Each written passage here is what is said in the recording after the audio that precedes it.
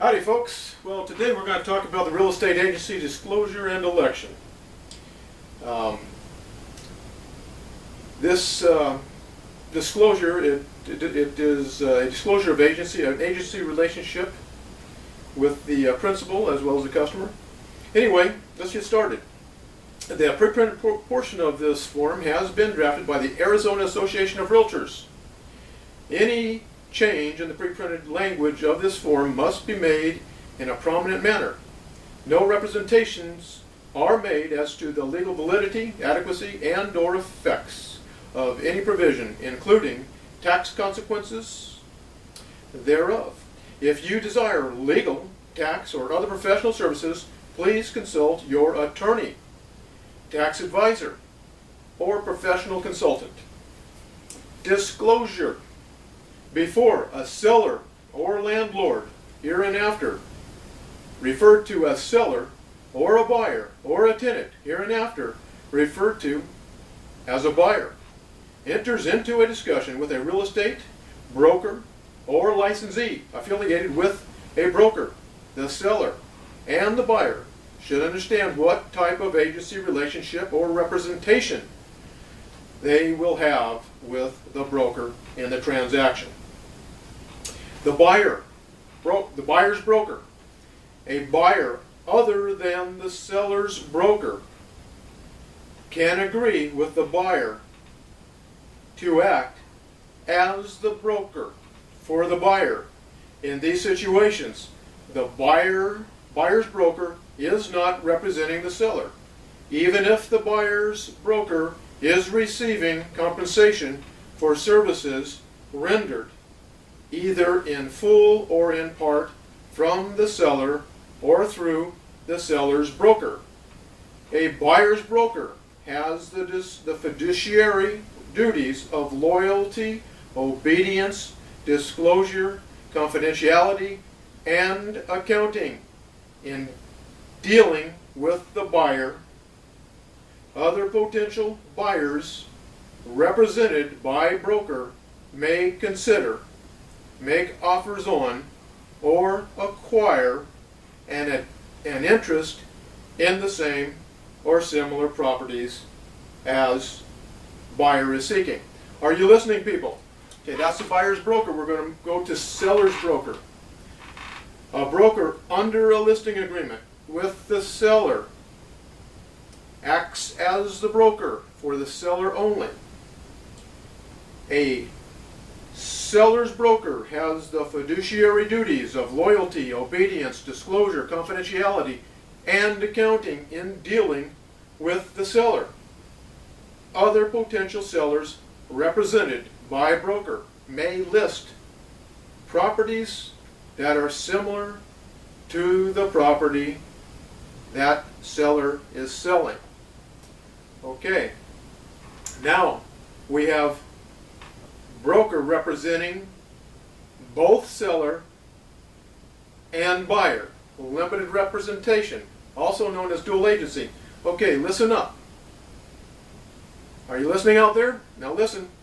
A broker either acting directly or through one or more licensees with the same brokerage firm can legally represent both the seller and the buyer in a transaction, but only with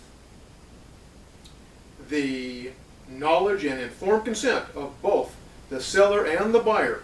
In these situations, the broker, acting through its licensee, represents both the buyer and the seller with limitations of the duties owed to the buyer and the seller.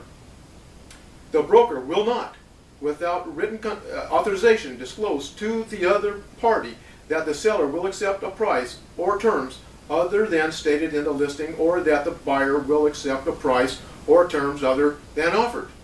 There will be conflict in the duties or loyalty. There will be conflicts in the duties of loyalty, obedience, disclosure, and confidentiality. Disclosure of confidential information may be made only with written authorization. Regardless of who the broker represents in the transaction, the broker shall exercise reasonable skill and care in the performance of the broker's duties, and shall be truthful and honest to both the buyer and seller, and shall disclose all known facts which materially and adversely affect the consideration to be paid by any party. Are you listening, people? Pursuant to ARS 32-2156, sellers, leasers, and brokers are not obligated to disclose that a property is or has been the site of a natural death, suicide, homicide, or any crime classified as a felony, owned or occupied by a person exposed to HIV or diagnosed as having AIDS or any other disease not known to be transmitted through common occupancy of real estate, or located in the vicinity of sex offenders. Sellers or sellers representatives may not treat the existence, terms, or conditions of offers as confidential unless there is a confidentiality agreement between the parties. Now listen up. The duties of the broker in a real estate transaction do not relieve the seller or the buyer from the responsibility to protect their own interest. The seller and the buyer should carefully read all agreements to ensure that the documents adequately express their understanding of the transaction. And this is the box. There's going to be two rectangular boxes with some check boxes in there, with some numbers next to the check boxes. And what they're going to say is this. This is the buyer or tenant election. Complete this section only if you are the buyer. The undersigned elects to have the broker, and you're going to check any that apply. And line 34, represent the buyer as a buyer's broker. Line 35, represent the seller as the seller's broker. Line 36, show buyer properties listed with broker's firm, and buyer agrees that broker shall act as agent for both buyer and seller, provided that the seller consents to limited representation. In the event of a purchase, buyers and sellers' informed consent should be acknowledged in a separate writing other than the purchase contract. Next rectangular box with the check boxes is seller or landlord election. Complete this section only if you are the seller. The undersigned elects to have the broker check any that apply. Line 40, represent the buyer as buyer's broker. Line 41, represent the sellers as seller's broker.